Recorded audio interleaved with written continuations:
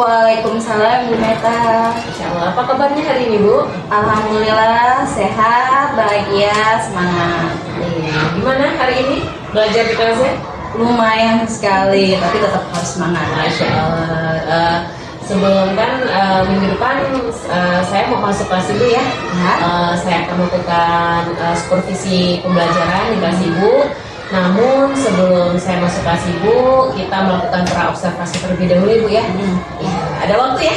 Ada, insya Allah ada Bu Meta. Masya Allah.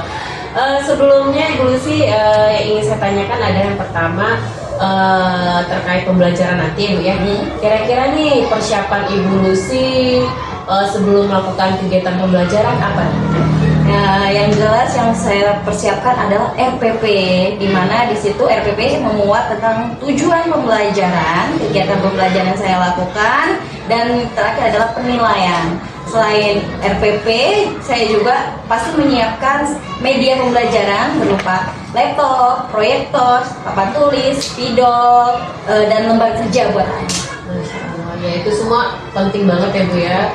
Karena kan di dalam pembelajaran itu agar hasilnya maksimal, tentunya kita sebagai seorang pendidik harus mempersiapkan agar nanti pembelajaran itu bisa berjalan dengan lancar. Terkait persiapan Ibu nih, kira-kira tujuan pembelajaran yang akan Ibu sampaikan di kelas nanti seperti apa? Tujuan pembelajaran yang saya akan sampaikan yang pertama adalah saya ingin peserta didik saya mampu memahami makna dari gotong royong, baik di rumah maupun di sekolah. Jadi Ibu ini berarti Ibu ngambil di pelajaran PPKN ya? Iya. Materinya gotong royong. Oke, siap. Lalu Bu, yang ingin saya tanyakan kembali kepada Ibu, kira-kira pengembangan yang hendak Ibu capai di pembelajaran ini apa? Yang pengembangan ya, jadi saya berharap agar peserta didik itu dapat menyadari pentingnya arti gotong royong, gitu kan? Baik di lingkungan keluarga dan di sekolah, gitu. Dengan memahami pentingnya gotong royong ini, saya berharap peserta didik mampu menganalisis karakteristik peran setiap individu untuk dapat berkontribusi dalam bergotong royong. Selain itu juga saya berharap peserta didik juga dapat aktif selama mengikuti proses yang saya sampaikan. Iya, baik sekali Bu Lucy ini, Masya Allah. Kira-kira nih Bu, pengembangan yang hendak Ibu capai di materi gotong royong ini apa Bu?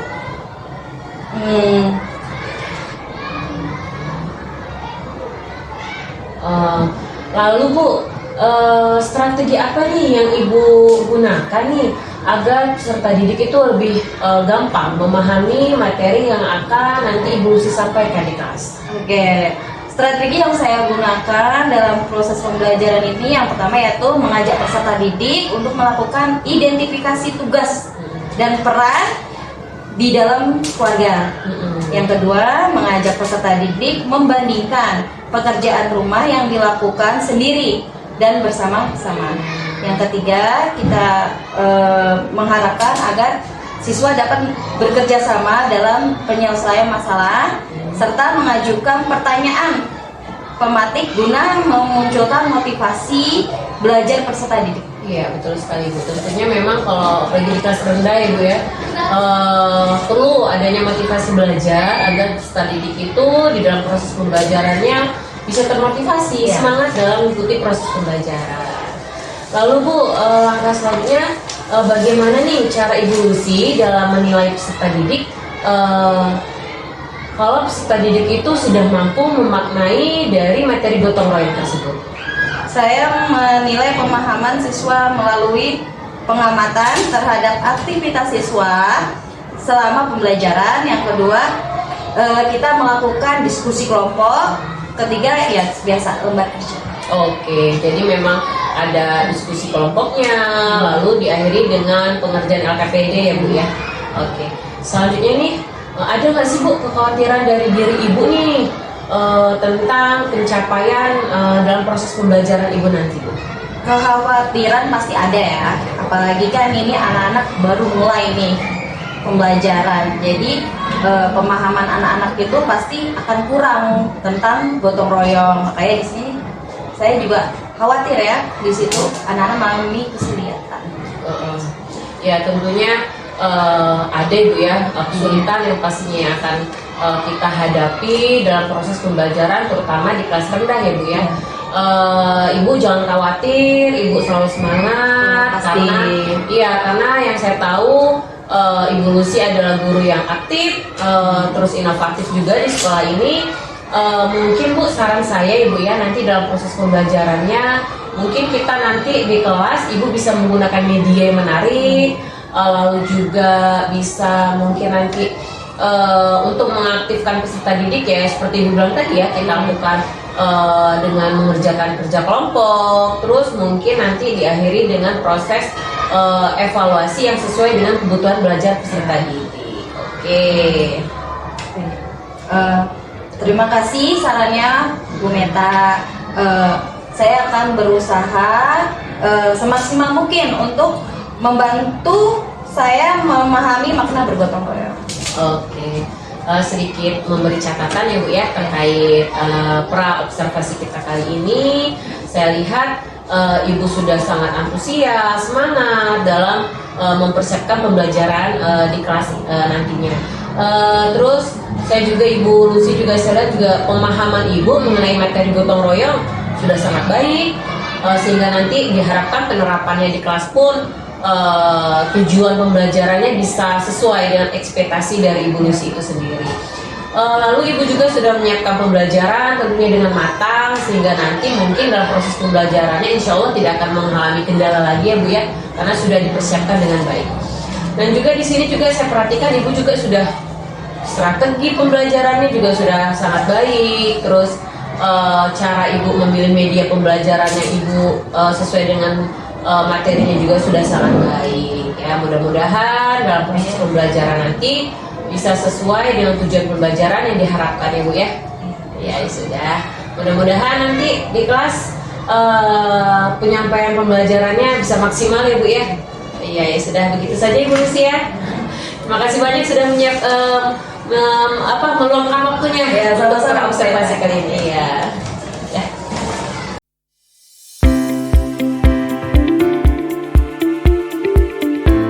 Assalamualaikum warahmatullahi wabarakatuh.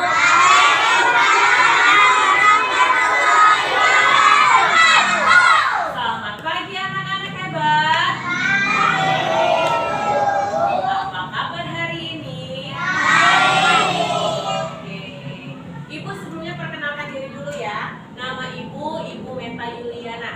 Ya, pada kesempatan kali ini Ibu izin sama anak-anak hebat kelas 1B, Ibu mau mendampingi Ibu Lucy menerangkan materi tentang pembelajaran gotong royong di pelajaran PPKN-nya. Iya. Jadi nanti nggak apa-apa ya, Ibu dampingin ya sayang ya. Iya, nanti di saat Ibu Guru Lucy-nya menjelaskan materi, Ibu Guru numpang duduk di sini ya sayang ya. Sambil ngeliatin Ibu Gurunya menjelaskan, sambil Ibu dengar anak-anak juga memperhatikan materi yang ada di depan. Ya, oke? Siap belajar?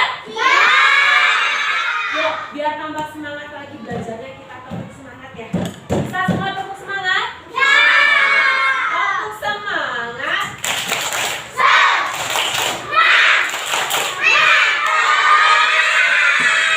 Masya Allah, kalau sudah siap belajar? Tepuk dia. Oke, kita dengarkan Ibu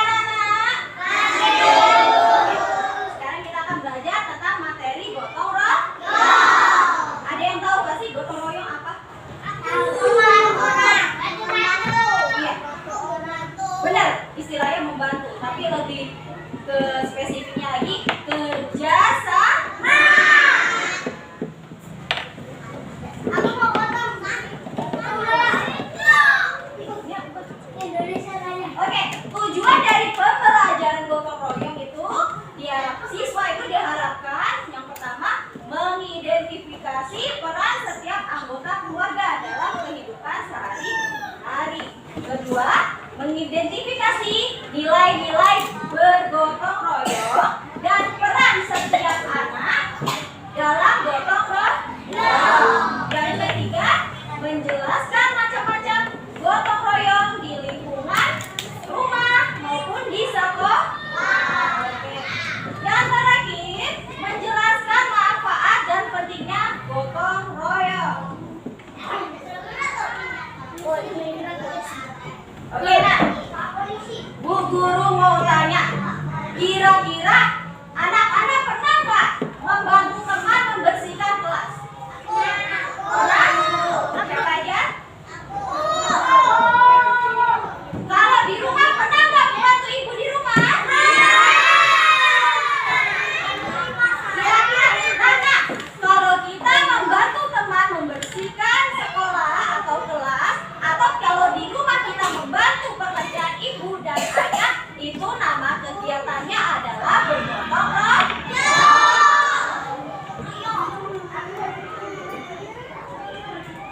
Oke. Peran setiap anggota keluarga. Nah, anak-anak, Bu Lucy tanya, anggota keluarga di rumah tuh ada siapa aja sih? Anak-anak tahu nggak? Ibu, iya, itu kalau memiliki kakak berarti kakak, kalau memiliki adik ya adik. Yang jelas anggota keluarga itu ada 3, yaitu ayah, ibu, dan anak. Ya, oke. Nah, setiap anggota keluarga ini memiliki peran, ya, dan tugasnya masing-masing. Ayah bertugas untuk apa? Mencari nafkah atau kepala keluarga. Ibu bertugas apa? Memasak, beres-beres dan mendidik kita. Nah, anak ini tugasnya apa? Belajar.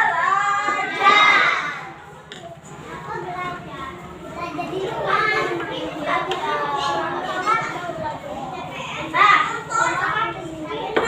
ada peran kemudian ada peran yang harus dikerjakan sendiri. Misalnya, ayah biasanya apa yang memasak lauk biasanya siapa? Ayah. Ibu biasanya apa?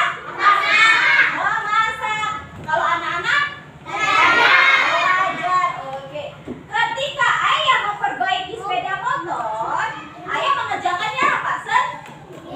Sendiri. Karena kalian belum bisa belum bantuin. Belum bisa.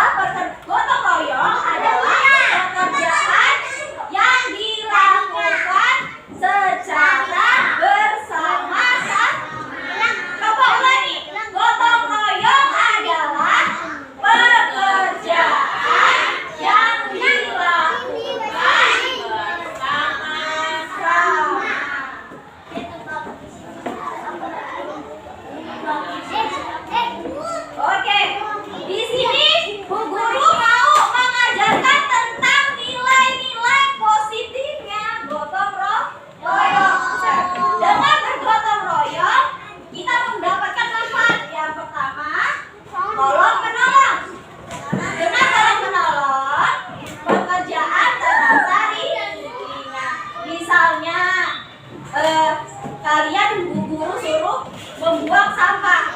Tapi kalau sendiri, bisa nggak kalian angkat kotak sampah sendiri? Bisa, tapi terasa berat. Tapi kalau bersama-sama terasa ringan. Nah, yang kedua, Michelle. Kekeluargaan. Nah, dengan bergotong royong, rasa kebersamaan meningkatkan rasa kekeluargaan. Kita menjadi keluarga yang rukun. 3. Persatuan. Tanpa persatuan, pekerjaan akan sulit selesai. Yang keempat, rela berkorban. Berkorban tenaga, waktu, dan pikiran untuk kepentingan bersama di lingkungan.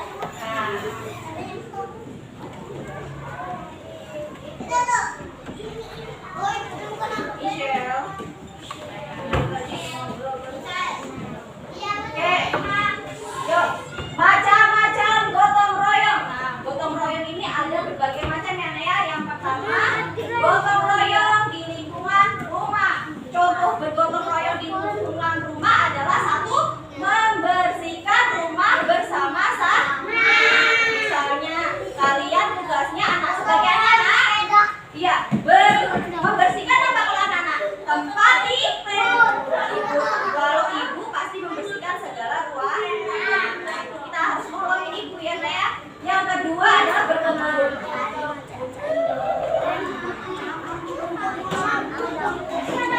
Nih, ini adalah merupakan contoh gotong royong di lingkungan sekolah.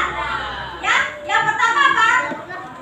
Piket kelas. Ya, ini adalah salah satu contoh gambar kalau kita piket kelas. Satunya apa? Ada beberapa yang membersihkan buku, ada yang menyapu, ada yang mengepel, dan ada yang mengelap meja. Oke, yang kedua itu membersihkan halaman sekolah ya, Nak ya, yang tengah itu. Lalu yang ketiga apa ini? Kira-kira apa? Gotong royong. Ya, gotong royong mengumpulkan donasi. Kayak kemarin kita hari Jumat ya, ini mengumpulkan donasi.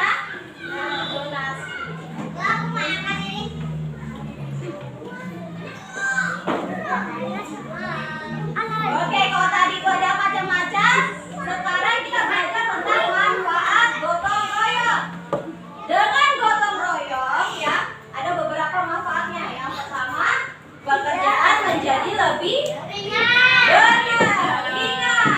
Yang kedua, apa? Ada yang tahu?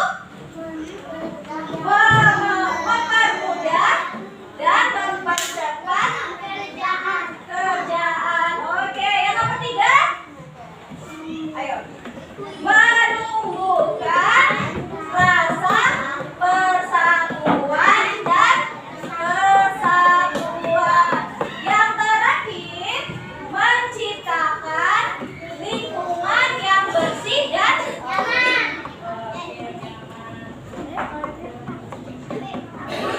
Anak-anak, sebagai makhluk sosial, ayo kita bersemangat bergotong royong.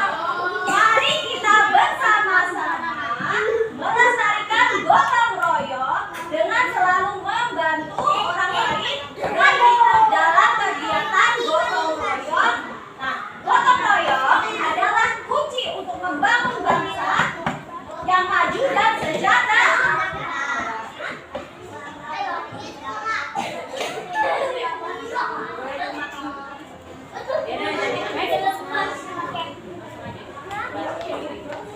Oke, anak-anak, sekarang buka bukunya.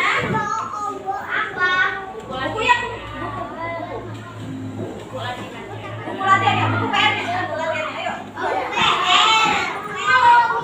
Keluarkan bukunya. Keluarin bukunya ya.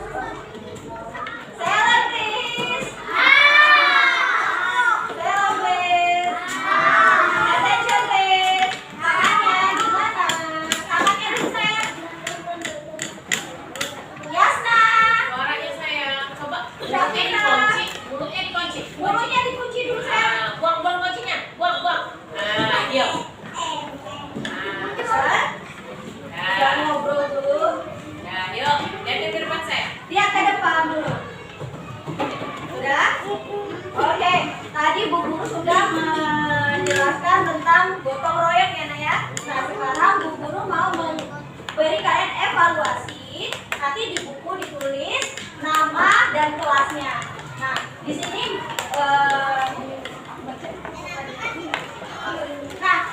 nanti kalian mengamati ya saya. Di sini kan ada dua gambar nih. Gambar pertama dan kedua ini sama nggak? Sama tidak?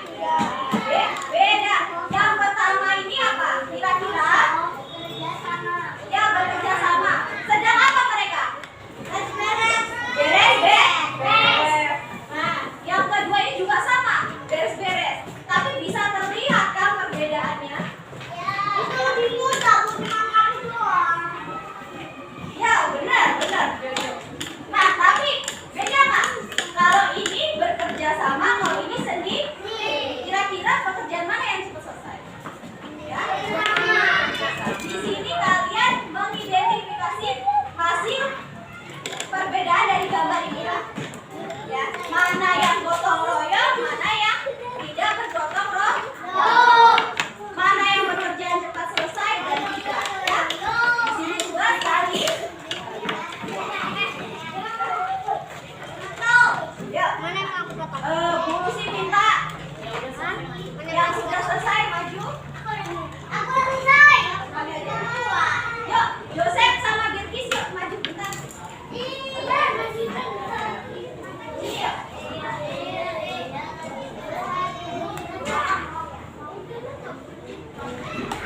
Oke,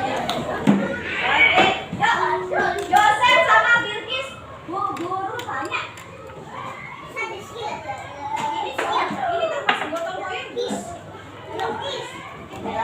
Ada ini? Tidak. Kira-kira pekerjaan mana yang cepat selesai? Coba tunjukin mana? Iya, benar. Kasih tepuk tangan yuk ke Joseph.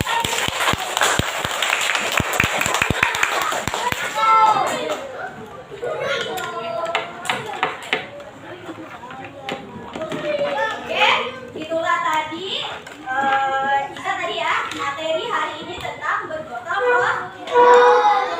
Guru harap anak-anak semakin mengerti dengan materi gotong royong.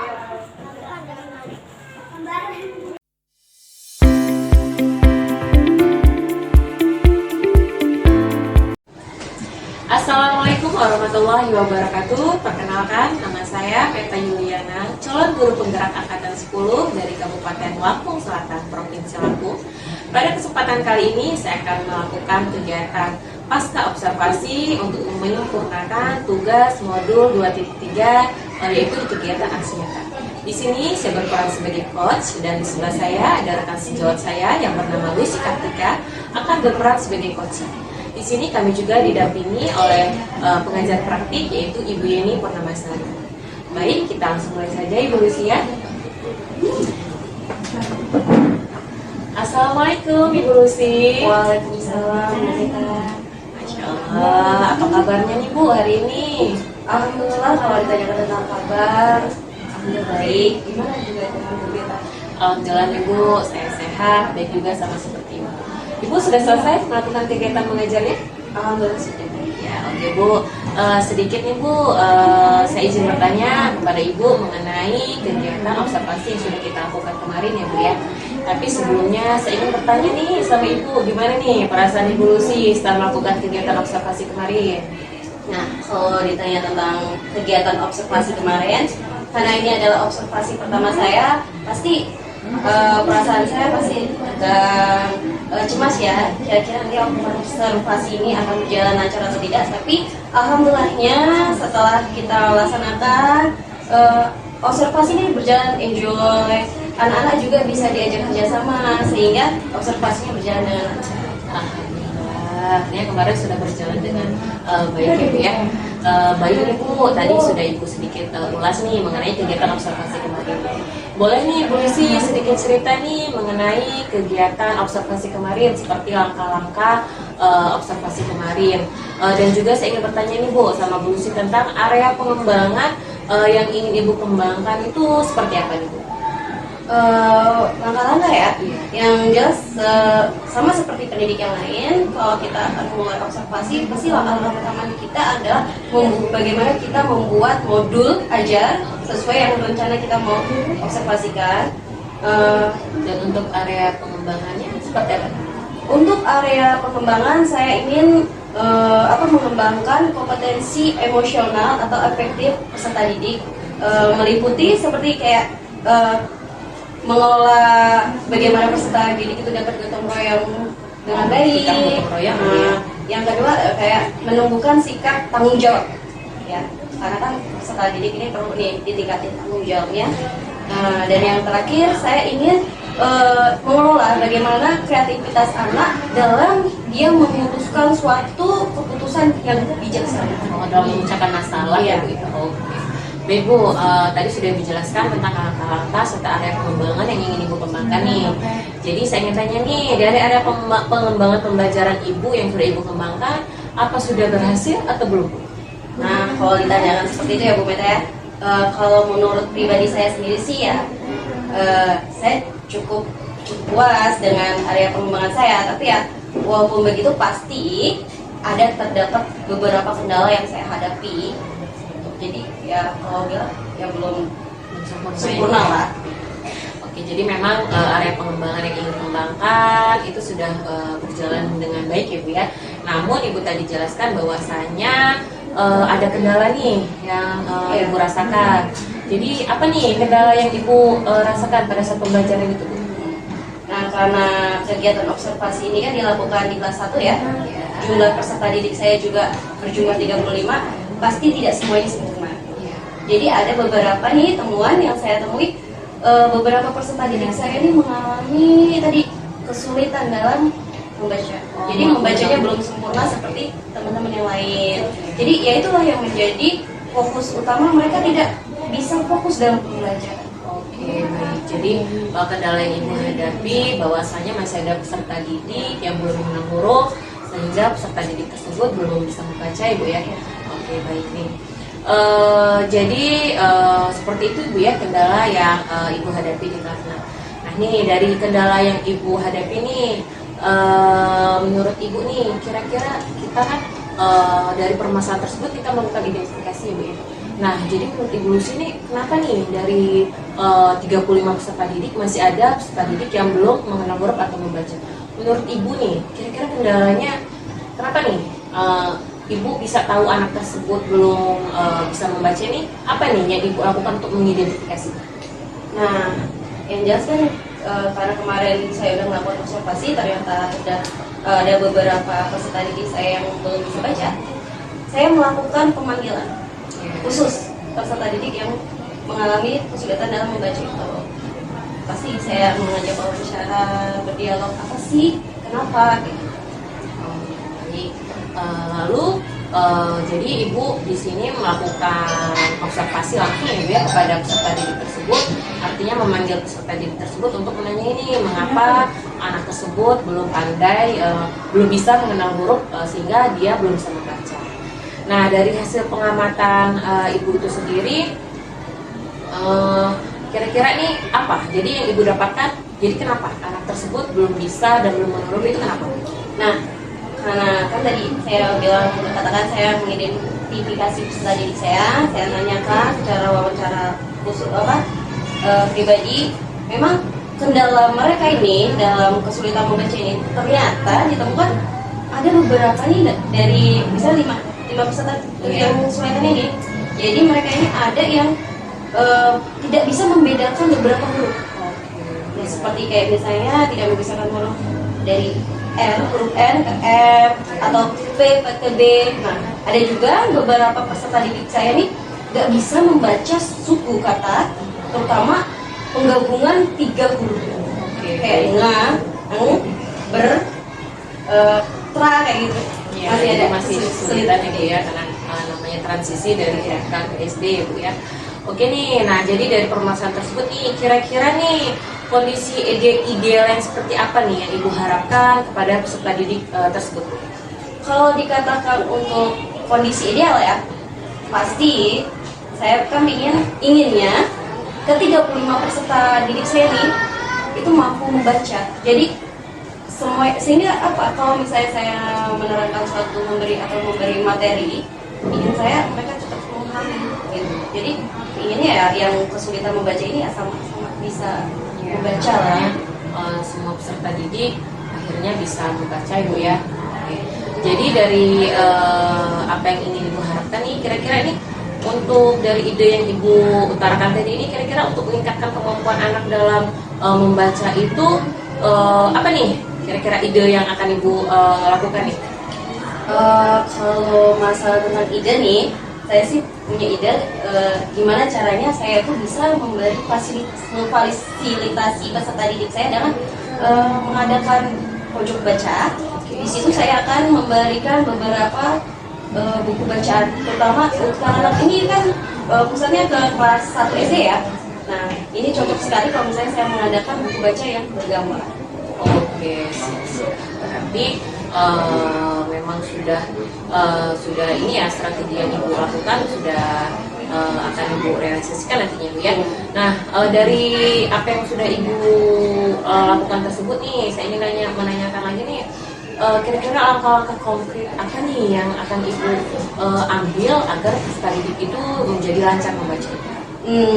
Nah nih, langkah-langkah konkret yang akan saya lakukan ya, yang pertama pasti ya tadi mengidentifikasi, karena kan tadi masalah mereka itu adalah beberapa anak saya susah dalam membedakan huruf.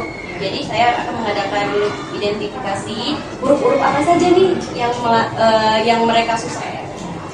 Sehingga nanti saya bisa memberikan latihan khusus pada peserta didik yang mengalami sulit membedakan huruf. Nah, yang kedua mungkin saya akan menyediakan beberapa waktu luang khusus untuk peserta didik ini yang mengalami kesulitan, sehingga saya akan mengadakan literasi baca khusus untuk mereka. Terus, nah ini saya akan mengadakan kolaborasi bersama ya wali murid lah, karena kalau saya sih berharap nggak cuma mereka tuh mengadakan literasi nggak cuma di sekolah aja, tapi saya juga ingin di rumah pun mereka juga mengadakan literasi gitu. Jadi adalah kerjasama ya antara guru dan murid gitu kan, karena kan ya tahu tadi waktu anak lebih banyak di rumah daripada di sekolah. Nah, yang keempat ini setelah kita kolaborasi, inginnya saya mengatur pertemuan rutin antara saya dengan wali murid dan peserta didik. Nah, di situ kan kita nanti berbincang bagaimana perkembangan anak sih setelah kita mengadakan kolaborasi. Ya, Masya Allah, keren sekali nih yang akan Ibu lakukan nih. Lalu nih Ibu Lucy, ini bagaimana nih Ibu Lucy bisa memantau kemajuan peserta didiknya nih? Nah, untuk agar saya bisa memantau ya, saya akan membuat catatan harian perkembangan peserta didik. Karena kan ya saya juga suka lupa, jadi kadang-kadang saya akan membuat catatan harian perkembangan anak ini seperti apa semakin ke harinya gitu. Terus untuk mengevaluasi akan saya adakan latihan soal. Saya akan buat LKPD. Di situ kira-kira anak-anak udah mencapai yang saya harapkan gitu. Oke, baik Bu. Sebenarnya Bu, pada saat observasi kemarin itu ada beberapa catatan yang lihat dari saya bahwasanya sebaiknya Ibu Lucy pada saat proses pembelajaran itu memberikan penguatan kepada peserta didik agar peserta didik itu motivasi dalam belajar itu bisa terjaga tuh Bu, jadi tetap maksimal, nggak bosan dalam itu proses pembelajarannya ya Bu ya. Benar Bu. Oke, siap. Selanjutnya nih Ibu Lucy, yang ingin saya tanyakan adalah tadi kan Ibu kan membuat catatan ya Bu ya. Oke, kira-kira nih dari apa yang Ibu sudah lakukan tadi, kira-kira nih kapan nih Ibu untuk mengevaluasi tindak lanjut peserta didik itu, kira-kira kapan akan Ibu lakukan? Untuk mengadakan evaluasi ya, kapan ya? Sepertinya sih 2 kali lah dalam seminggu kayak gitu kan. Untuk memantau ya. Oke, siap. Memang ya Bu ya, anak itu kan namanya peralihan transisi dari TK ke SD, memang kayaknya perlu diadakannya literasi membaca Ibu ya, seperti 15 menit pertama sebelum awal pembelajaran, seperti itu Bu ya. Oke. Saya setuju sih Bu atas segala sesuatu yang Ibu lakukan, bahwasanya kayak yang saya bilang tadi ya Bu ya, misalnya belajar memang kita perlu adanya kolaborasi ya Bu ya, karena kan kita keterbatasan waktu di sekolah bersama anak-anak, tentunya anak-anak memang lebih banyak sama orang tuanya, sama orang tuanya di rumah. Oke, semuanya. Oke, Ibu setuju dengan alasan saya tadi? Ya setuju, jelas saya sangat setuju ya, karena kan komunikasi dengan orang tua pun memang sangat membantu sekali kayak gitu kan. Kita kayak perkembangan anak, jangan sampai kebanyakan orang tua cuma menitipkan anaknya di sekolah, nah di rumah tidak ada timbal baliknya, umpan balik dari orang tua kan. Karena tadi saya bilang peserta didik cuma sebentar, bedanya durasi mereka cuma 3,5 jam lah, mereka lebih banyak lagi di rumah. Jadi memang cocok kalau misalnya kita mengadakan kolaborasi dengan orang tua, karena terkadang kan anak lebih cocok sama orang tuanya. Terima kasih banyak ya Ibu Lucia sudah berbagi pengalaman Ibu dari kegiatan kita tadi sudah melakukan terobservasi, terus observasi, sekarang pasca observasi. Mudah-mudahan apa yang Ibu rencanakan, strategi yang akan Ibu lakukan nanti bisa berjalan dengan baik, dan nanti hasil belajar serta didiknya dalam literasi membacanya dapat berlimpah. Oke, begitu saja Ibu Lucia. Terima kasih banyak Ibu. Sama-sama Bu. Udah Bu.